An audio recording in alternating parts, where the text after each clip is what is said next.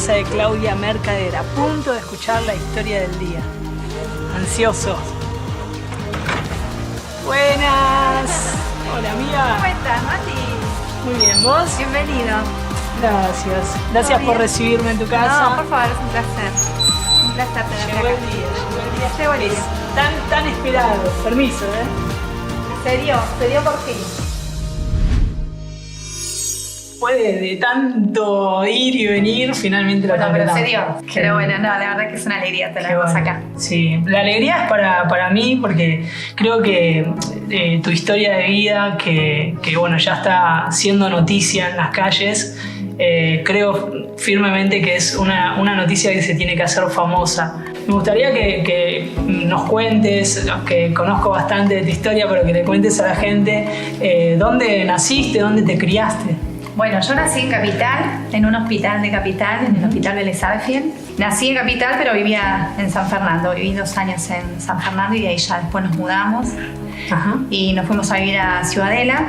Mira. En los monoblocks de Ciudadela, que hoy lo llaman muy despectivamente Fuerte Apache. Sí. Y bueno, y ahí me crié. Estuve desde los 2 años hasta los 20 Sí. viviendo ahí. Y bueno, y mi historia empieza a transcurrir viviendo en ese lugar. ¿Cuál es el recuerdo más lindo que tenés de tu infancia? Que me imagino que habrá sido en los monoblocks, pero Sí. ¿cuáles son los recuerdos más lindos? Ese folclore del barrio, de tu familia, de tu propia búsqueda, ¿no? De qué es lo que te gustaba. Bueno, yo tuve un papá que estaba muy involucrado a nivel social con la gente. Él hacía muchas gestiones, digamos, dentro del barrio. Hacían campeonatos de fútbol para sacar a los chicos de la calle. ¿Tu papá era parte de los Titanes? ¿O? Sí. Muy bueno eso. ¿Cómo es? Del primer Titanes en el ring. Él era Yolanka. Yolanka era un luchador popular, era conocido. Sí, era famoso, se llevó a sacar un yogur con el personaje de mi papá. Él a nivel familia siempre nos enseñó lo importante y lo valiosa que era la familia. Siempre nos inculcó y nos dio con ejemplos, no solo de palabras, sino con hechos. Siempre nos contó y nos hizo ver la importancia y el valor que tenía la familia. ¿Hay algo que identifiques así como el primer golpe que te dio la vida? Ay, sí. La pérdida de mi papá. Sí, fue el primer golpe más duro de mi vida. Sé que el tiempo que él estuvo y que lo tuve lo disfruté. Lo disfruté y lo amé mucho. Así que bueno, el momento de la pérdida de tu papá fue uno de los más fuertes sin duda y seguro que habrá generado un bache, una necesidad fuerte. ¿Cómo pudiste salir de esa situación? ¿Cómo lograste atravesarlo? Mira, yo en ese tiempo, cuando perdí a mi papá, ya estaba con un noviazgo de 3 años, que fue con el papá de quien fue después el papá de mi hijo Nicolás. Y bueno, me aferré mucho a esa relación, queriendo llenar ese vacío, ¿no? de la falta del papá. El papá de Nico me llevaba 10 años, o sea, hoy, ¿no? Era 10 años mayor que yo. Pero bueno, era un noviazgo a escondidas. Él me había pedido que ese noviazgo no se diera a conocer.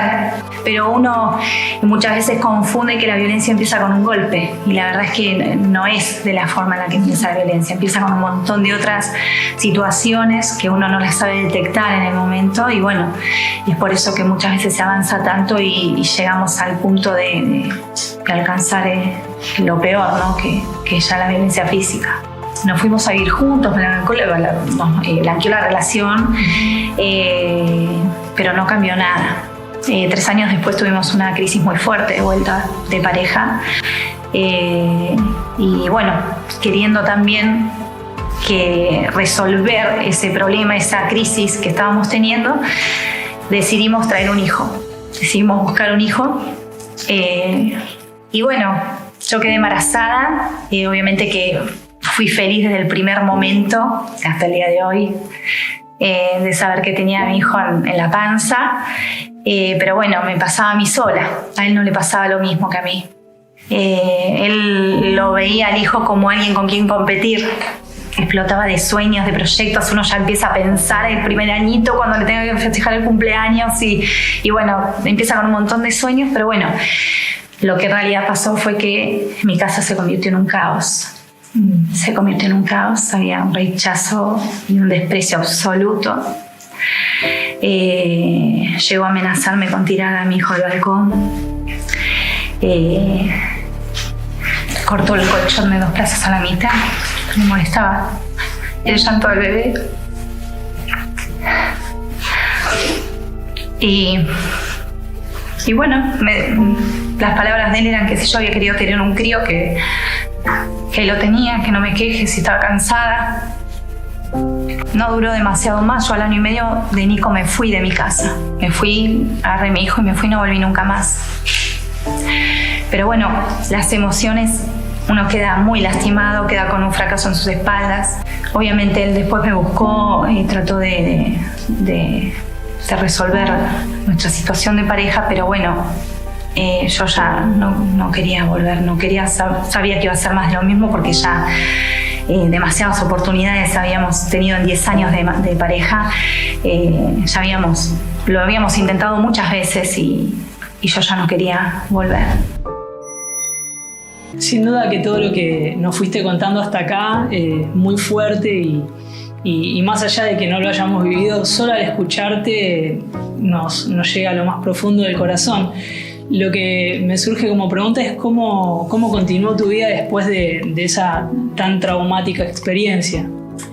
Bueno, yo trabajando 2 años más tarde, estaba trabajando en este shopping de Martínez que te comentaba y comienzo a recibir unos envíos anónimos al local donde yo estaba, de cafés, de helados y todos acompañados con una cartita. Yo iba despavorida a agarrar la cartita para ver qué cosas lindas tenían para decirme, ¿no? Claro. Bueno, pasó un determinado tiempo, yo quería saber quién era la persona. De hecho la conocía, cuando descubrí quién era la conocía porque venía de corrido al local a buscar cambio. Y bueno, empezamos a conversar, a conocernos, a él saber de mi historia, yo saber de su historia. Y en una de las cosas que él me cuenta, que fue algo que a mí me impactó y que hoy lo recuerdo el pensamiento que tuve en ese momento, fue que él me haya contado que tenía un hijo varón de 3 años, de la misma edad que tenía Nico en ese momento, de un matrimonio anterior. Y lo primero que pensé, lo primero que se me cruzó por la cabeza fue decir, ¿quién más que él para cumplir el rol de papá con mi hijo? Bueno, comencemos un noviazgo, esto empezó a correr rápido, o sea, empezó a cambiar todo muy rápido. Nos fuimos a vivir juntos, yo quedé embarazada. Ahí, al año y medio. Sí. A los 3 meses de embarazo, yo llego un día a mi casa de trabajar y me dice, te llegaron estos papeles por correo. Él había agarrado mi documento y el documento de él y se había ido al registro civil a sacar fecha de casamiento, sin consultarme. Pero no me dejó ni terminar de contestarle, que me dijo, y vamos a mi casa, a lo de mi mamá, que nos están esperando para festejar. A los 28 días nos casamos y a la semana de habernos casado sufro el primer episodio de violencia física con 4 meses de embarazo. En ese momento mi hermana festejaba su cumpleaños, mi hermana la mayor, y nos había invitado obviamente a los dos, y a Nico, pero no quería ir. Entonces le pregunté si le molestaba que yo fuera al cumpleaños, me dijo que no. Bueno, llegué a las 2 de la mañana a casa, lo acosté a Nico, me fui a acostar yo, me dormí, y en un momento escucho un grito de él diciendo que no se podía dormir. Y cuando miro el despertador veo que eran las 5 de la mañana. Y le pregunto, ¿qué te pasa que no te puedes dormir? Y me dice, ¿vos te diste cuenta a la hora que viniste? Y yo le digo, pero lo consulté, te lo pregunté, me dijiste que no tenías problema. Y me dice, ¿cómo te agarras de las palabras? Y ahí me agarró de los pelos y me empezó a pegar trompadas en la cabeza. Yo me arrodillé en la cama porque no podía creer lo que me estaba pasando.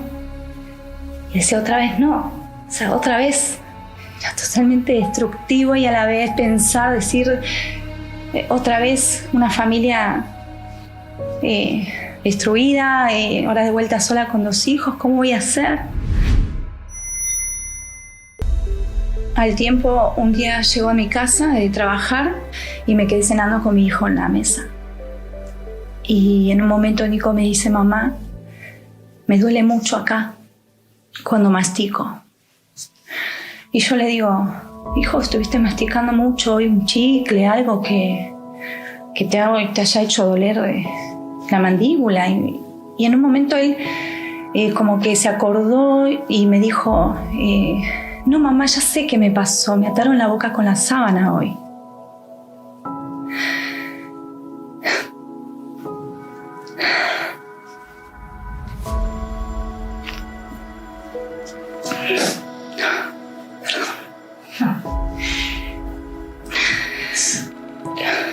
Y le dije, ¿quién fue, hijo? ¿Por qué te hicieron eso? ¿Quién fue? Yo sabía. Me acosté con él y no me quise ir al lado de él hasta que no me dijera lo que había pasado. Y me dijo que se había portado mal, lo habían puesto en penitencia. Y que como él lloraba mucho, le habían atado la boca con la sábana. Era esta persona, ¿no? Yo salí de esa habitación con ganas de clavarle un cuchillo en el medio del pecho. Pero a la vez me agarró miedo y dije, si me sale mal y nos termina lastimando a nosotros. Entonces agarré el teléfono y a escondidas llamé a mi hermana, la más chica, y le pedí que por favor lo sacara de mi casa, a mi hijo. A la mañana siguiente, yo tenía que ir a trabajar, que después le iba a contar y que después iba a ver cómo me iba yo. Entonces mi hermana lo fue a buscar. Él estaba súper enojado porque yo le había permitido a mi hermana que se llevara a Nicolás. 20 días después, Martín nace. Y bueno, ante la necesidad que yo estaba pasando, volví. El tema es que cuando volví las cosas empeoraron. Empeoraron más. En una tarde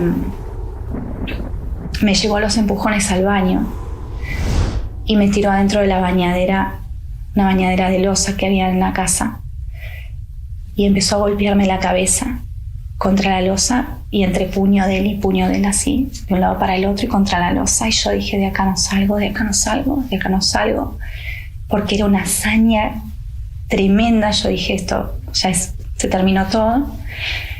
Y encima se burlaba de mí porque lloraba mientras me pegaba. Y cuando se cansó, porque me golpeó hasta el hartazgo, se cansó, salió de la casa, se fue. Y yo traté de levantarme y armarme lo más posible para salir lo mejor posible de ese baño, que poder disimular un poco lo que había pasado ahí adentro. Me peiné, me lavé un poco la cara. Y en ese momento abro la puerta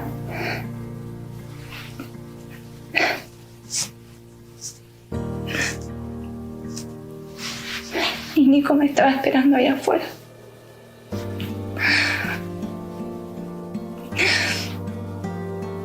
Y me abrazó y me dijo, mamá, te dolió mucho cómo te pegó. Y yo le dije, no, mi amor, golpeaba la pared, no me pegaba a mí. Me dice, no, mamá, yo escuché que te pegaba a vos. Entonces, en ese momento dije, Claudia, te tenés que morir, te tenés que morir. Ya lo intentaste todo, no pudiste despegar. Y lo mejor que le puede pasar a tus hijos y a vos es que te mueras. Entonces le escribí una carta a mi hermana, la mayor, y le dije que por favor, si algo llegara a pasarme, que cuidara de mis hijos. Yo empecé a dejar de alimentarme, no me hidrataba, no me bañaba. Llegaba a estar de a 20 a 30 días acostándome y levantándome vestida con la misma ropa. Y dormía la mayor cantidad del tiempo posible porque estaba esperando que llegara el día de que me muera. Y llegó un momento en que yo me acercaba al baño, iba seguido al baño para mirar cómo la piel se salía de mi cuerpo porque me había empezado a secar. Entonces Entonces yo fregaba mi cara en el espejo y veía como el polvo se salía de mi cara. Y eso a mí me daba satisfacción, por decirlo de alguna forma, porque yo entendía con eso de que pronto estaba el día que yo estaba esperando, que era morirme. Y un día llegó a mi casa de visita, así de sorpresa, el padre de él. Y en un momento vio que mi oreja, yo tenía ese día un hematoma y tenía la oreja súper hinchada por un golpe que me había dado. Él me golpeaba mucho en lugares donde no eran visibles y se dio cuenta que las cosas habían vuelto a repetirse y vio mi estado tan deplorable que salió de ahí despavorido en busca de ayuda, ¿no? Y fue a hacer un service a domicilio de plomería y le comentaba a la señora, de la dueña de casa, de mi situación. Y resultó ser que, bueno, la señora de casa era una mujer cristiana. Y empezó a comunicarse conmigo. Y empezó a invitarme a su casa. Y empezó a invitarme a la iglesia. Pero yo me negaba rotundamente porque yo le decía que yo ya lo había intentado todo, que para mí ya no había otra salida que morirme. Claro. Y que lo mejor que me podía pasar a mí y a mis hijos era que yo me muera. Lejos de escucharme, ella siguió insistiendo en llamarme, en estar atenta y pendiente de mí, a seguir invitándome. Y un día, por vergüenza ya decirle tantas veces que no, le dije que sí, que iba a ir a su casa a una de esas reuniones que hacían.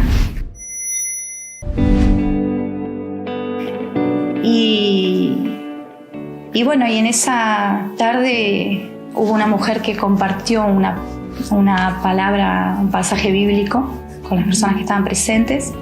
Yo lo único que quería era volverme a mi casa para irme a dormir. Había ido por compromiso. Y cuando terminó la reunión, me dice: Norma, Claudita, ¿hiciste la oración de fe? ¿Querés que hagamos la oración de fe? Y yo a todo le decía que sí, porque quería rápido irme a mi casa y me tenía que llevar Norma. Entonces acepté a Jesús en mi corazón, hice la oración. Pero en ese momento empezó a pasar algo raro, algo que no esperaba. Empecé a llorar y a llorar y a llorar y a llorar. Y yo, si bien yo sabía lo que era llorar, pero ese llanto era otro llanto, no era el llanto del dolor, del sufrimiento, era otro llanto, era como un llanto liberador, como algo que te liberaba. Un desahogo. Sí, un desahogo, sí, no sé, fue inexplicable, no es inexplicable en realidad, no podría describirlo con palabras.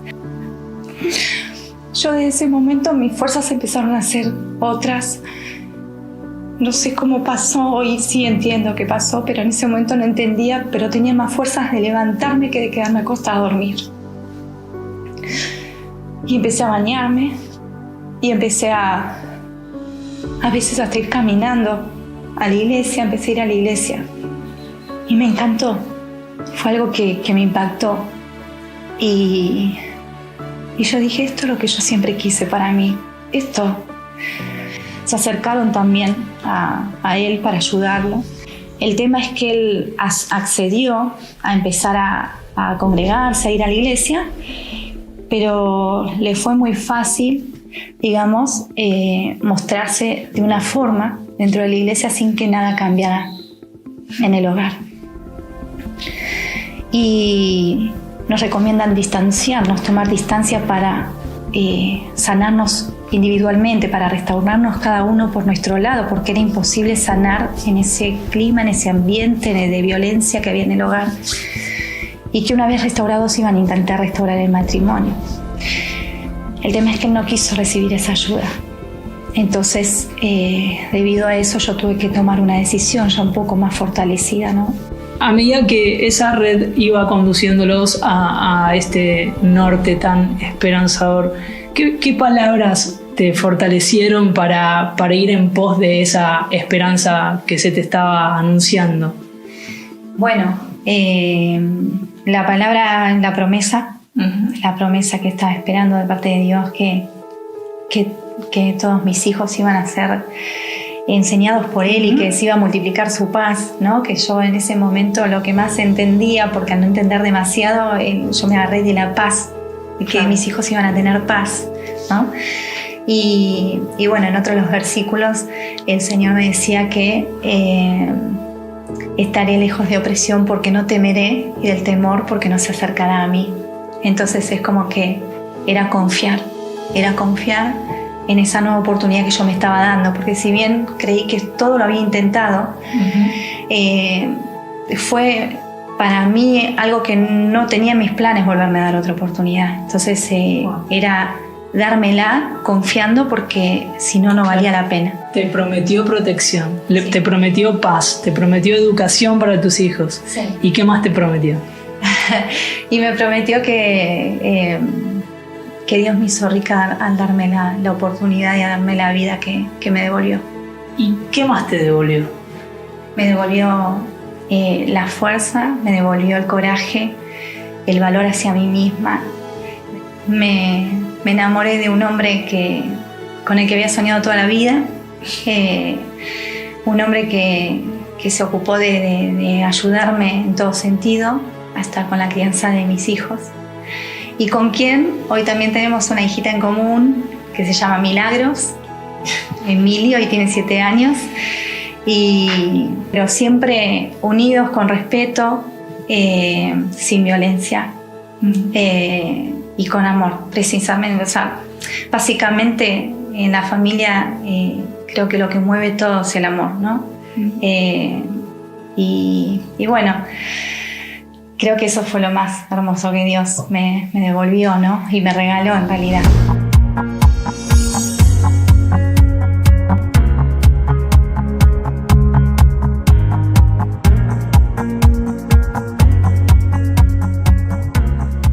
Bueno, y llegamos al momento final de este programa súper emotivo. Gracias, Clau, de verdad. Y ahora, bueno, sí, conocemos a tu familia, de la que tanto nos hablabas acá, algunos que mencionaste a lo largo de estos minutos de esta charla.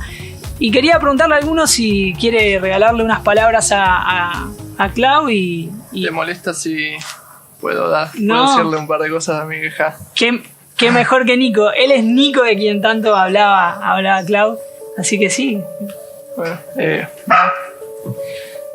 ante todo te quiero dar las gracias porque, la verdad, saber por todo lo que pasaste, todo lo que luchaste, y me motiva mucho saber que siempre fuimos tu prioridad. Sos una de las personas que más admiro en mi vida y que son una de las personas que más valor tienen para mí. Partiendo de la base, nada se va a comparar a lo que sos vos, a lo que fuiste y a lo que seguís siendo. La verdad que no me va a alcanzar la vida para agradecerte todo lo que hiciste por mí, ni tampoco me van a alcanzar las palabras para decirte lo mucho que te amo. Gracias, Ma. Gracias. Bueno, y después de escuchar tantas cosas que nos contabas en esa historia vieja que ya quedó atrás con Nico, y verlos ahora disfrutar, realmente es de esperanza y de aliento para muchos. Clau, ¿te animás a compartir unas palabras finales con todas las mujeres, familias, madres que bueno, se sienten identificadas con vos a lo largo de esta historia, y también, ¿por qué no, a esos hombres que quizás están en esa misma situación, en el mismo escenario, que les puedas decir desde tu corazón lo que crees que puede pasar? Sí. Desde el lado que sea la violencia, desde el lado que venga la violencia, siempre es mala, destruye principalmente al total de la familia. Y quizás creas que se te cerraron todas las puertas, que no hay una salida, que lo intentaste todo, que ya no puedes hacer más nada, pero quiero decirte que sí hay una salida, que hay esperanza, y que esa puerta de salida tiene un nombre y se llama Jesús. Así que te aliento a seguir adelante, a buscar esa esperanza que sin duda te va a dar la salida a ese problema y te va a devolver todo lo que la vida hasta este momento te robó. Así que te aliento a seguir adelante, porque lo que Dios hizo en mi vida también lo puede hacer en vos. Excelente, gracias Clau. Bueno, y vamos a cerrar compartiendo un brindis y diciéndoles a la gente que nos está viendo que bueno, Clau fue la buena noticia del día, pero la próxima buena noticia vas a ser vos y queremos conocerla.